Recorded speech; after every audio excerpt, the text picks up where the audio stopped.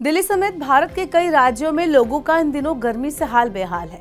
इतनी तेज गर्मी के बीच राहत की खबर आती दिखाई पड़ रही है। दरअसल मानसून को लेकर एक नया अपडेट आया है। क्या है वो अपडेट, चलिए इस वीडियो में मैं आपको बताती हूँ।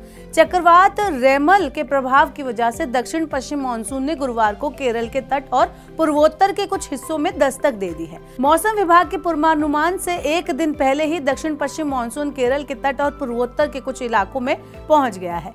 मौसम वैज्ञानिकों का कहना है कि चक्रवात ने मानसून के प्रवाह को बंगाल की खाड़ी की ओर खींच लिया है, जो कि पूर्वोत्तर के समय से पहले मानसून के दस्तक देने का एक कारण हो सकता है।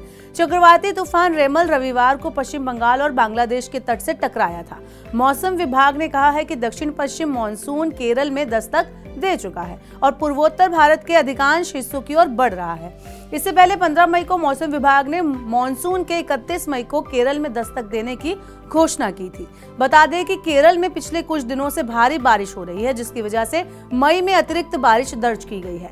आमतौर पर दक्षिण पश्चिम मानसून 1 जून के आसपास केरल में प्रवेश करता है। सामान्य तौर पर यह उछाल के साथ उत्तर की ओर बढ़ता है और 15 जुलाई के आसपास पूरे देश को कवर कर लेता है। इससे पहले 22 मई को मानसून अंडमान निकोबार में दस्तक देता है।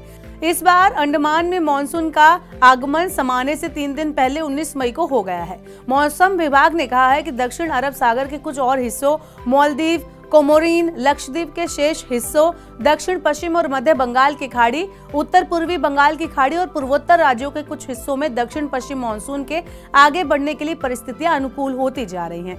मौसम विभाग केरल में मानसून के आगमन की घोषणा तब करता है जब 10 मई के बाद किसी भी समय केरल के 14 केंद्रों और पड़ोसी क्षेत्रों में लगातार 2 दिन तक 2.5 मिलीमीटर या उससे ज्यादा बारिश होती है।